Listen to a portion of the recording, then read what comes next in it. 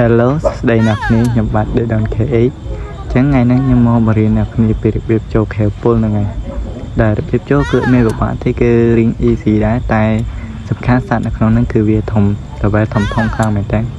ចឹងហើយរបៀបចូលគឺអ្នកគ្នាត្រូវមានម៉ាស់នេះអ្នកគ្នាដែលម៉ាស់ហ្នឹងគឺវាជំនួយក្នុងការចូលខែពុលបើសិនជាអ្នកគ្នាមានម៉ាស់ហ្នឹងទេគឺថាចូលទៅឯនឹងពុលស្លាប់បានអ្នកគ្នាហ្នឹងហើយចឹងហើយយើងកុំអង់យូរតោះយើងចូលក្នុងខែទាំងអស់គ្នាអ្នកគ្នាគឺចូលគឺវាមានប្រវត្តិទេអ្នកគ្នាចាំចូលតាមខ្ញុំទៅហើយអ្នកគ្នាទៅចាំទៅត្រង់តាមខ្ញុំណាអ្នកគ្នាតែមិនក្តីអ្នកគ្នាគឺកុំចុះលើសัตว์អ្នកគ្នាបើអ្នកគ្នាចុះលើសัตว์គឺស្ពៃឯអ្នកគ្នាខ្ញុំក៏ sorry ដែរតោះថាសัตว์ក្អែមនេះគឺវានៅចិត្តស្ញឹមទេអ្នកគ្នាពិចារណាវាកតុយវាបានឡើងលើក៏ក្បាលឡើងលើរហូតគឺថាយ៉ាប់មើលផ្លូវហ្នឹងអ្នកគ្នាហើយអ្នកគ្នាកាច់ឆ្វេងដៃតិចមកហ្នឹងហើយព្រាមតែមិនសត្វខ្ញុំច្រឡំផ្លូវដូចស្អីចង់វិញណា sorry មែនតើអ្នកគ្នាគឺទៅតាមខ្ញុំទៅគឺថាទៅត្រង់រហូតគឺថាដល់កន្លែងនេះអ្នកគ្នាគឺរៀងឆ្មល់ទេអ្នកគ្នាគឺវារៀងពិបាកមែនតើគឺថាសត្វវាញ៉ៃពេកគឺថាគឺសត្វក្អែបនេះមកគឺយើងចូលនៅខេវពុននេះគឺវាអត់សូវពិបាកមែនទេអ្នកគ្នាថាវាអាចឡើងទួយចោលបានហើយអ្នកគ្នាគឺមិនបានឆ្មល់តាមកលៀនចឹងណាអ្នកគ្នាបើសិនអ្នកគ្នាពិបាកឆ្មល់ពេកអាចវាយវាមួយដៃវិញវាងាកចេញតិចទៅចឹងមិនយើងស្រួលឆ្មល់ចូលអ្នកគ្នាដោយសារសត្វនៅក្នុងនេះគឺថាវាគឺនៅញ៉ៃខ្លាំងមែនតើគឺយើងពិបាកក្នុងការចូលហ្នឹងចឹងខ្ញុំសុំឆ្មល់ចូលតិចសិនដោយសារតែវាគឺនៅទៅផ្លូវខ្ញុំខ្លាំងមែនតើខ្ញុំពិបាកទៅអ្នកគ្នាគឺទៅតាមខ្ញុំបានគឺថាឆ្មល់ចូលចឹងមកតបមកអ្នកគ្នាគឺទៅត្រង់រហូតអ្នកគ្នា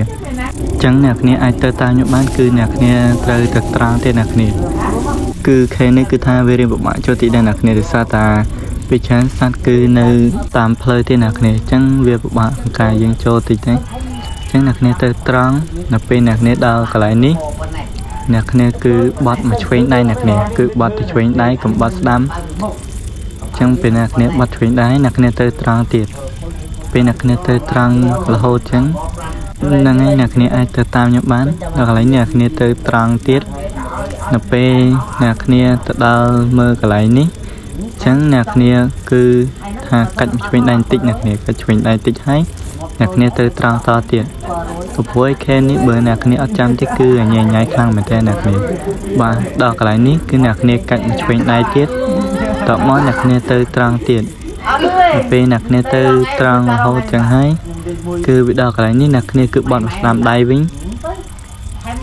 បត់ស្ដាំដៃហើយអានោះមិនមែន artifact ទេអ្នកគ្នាគឺមួយទៀតអ្នកគ្នាទៅត្រង់ទៀតកុំបត់គឺ sorry ដែរដោយសារតាកន្លែងនេះគឺសត្វញ៉ៃមែនតើគឺខ្ញុំជីកក្អែមមកគឺវាយឺតចឹងហើយអ្នកគ្នាបត់មកស្ដាំដៃបន្តិចវិញមកតមកអ្នកគ្នាគឺទៅត្រង់ទៀតនៅគឺថាវាចិត្តដល់អ្នកគ្នាសន្តិចិត្តដល់ហើយពេលអ្នកគ្នាទៅត្រង់ចឹងហើយគឺអ្នកគ្នាទៅតាមផ្លូវត្រង់នឹងរហូតអ្នកគ្នាទៅបន្តិចទៀតគឺដល់កន្លែង artifact ឯងចឹងអ្នកគ្នាទៅតាមមកគឺថាទៅតាមផ្លូវណាអ្នកគ្នាគឺវាអត់មានផ្លូវកាច់ទៀតទេអ្នកគ្នាគឺទៅត្រង់ទៀតទៅថាកន្លែង artifact គឺនៅក្នុងអ្នកគ្នាចឹងហើយអ្នកគ្នាមកតាមខ្ញុំមកគឺថានៅកន្លែងទៀតគឺយើងដល់កន្លែង artifact ឯអ្នកគ្នាហើយដល់កន្លែងនេះអ្នកគ្នាគឺកំកាច់ឆ្វេងដៃចឹងហើយអ្នកគ្នាគឺទៅត្រង់អ្នកគ្នាគឺទៅត្រង់នៅមុខនេះគឺ artifact របស់យើងឯងគឺថាអ្នកគ្នាដើរតាមខ្ញុំមកគឺទៅត្រង់រហូតគឺបន្តិចទៀតគឺដល់កន្លែង artifact ឯអ្នកគ្នាគឺវាយ៉ាប់ថងថាគឺមានសត្វគឺញ៉ៃខ្លាំងមែនតើអ្នកគ្នាគឺបាក់ចូលបើអ្នកគ្នាយកពេញជាមកក៏បាក់ម្យ៉ាងដែរអ្នកគ្នាដល់កន្លែងអ្នកគ្នាគឺទៅត្រង់រហូតគឺកំកាច់គឺនៅមុខនោះគឺ artifact ឯងចឹងហើយអ្នកគ្នាមកត្រង់តិចទៀតមកហ្នឹងហើយអ្នកគ្នាដល់ពេលហើយនេះខ្ញុំពេលអ្នកគ្នាមកដល់កន្លែងនេះគឺអ្នកគ្នាគឺទៅបន្តិចទៀតទៅគឺដល់កន្លែង artifact ឯអ្នកគ្នាគឺផ្លូវគឺវាអស់កន្លែងកាច់ឯអ្នកគ្នាគឺអ្នកគ្នាមកដល់កន្លែងនេះគឺកន្លែង artifact ឯអ្នកគ្នាគ្រាន់តែអ្នកគ្នាចុះឲ្យដាក់ grade អីនៅហ្នឹងទៅ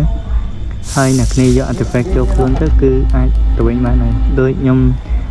ប្រាប់អ្នកគ្នាចឹងគឺខ្ញុំ recommend អ្នកគ្នាកុំសម្លាប់ខ្លួនគឺឲ្យអ្នកគ្នាគឺដើរចេញពីក្នុង cave ហ្នឹងវិញក៏ព្រោះតែដើរចេញពីក្នុង cave ហ្នឹងគឺវាបូកទាំង experience សត្វនិង experience យើងចឹងហើយវីដេអូខ្ញុំក៏មានតែប៉ុណ្្នឹងដែរសូមអរគុណអ្នកគ្នា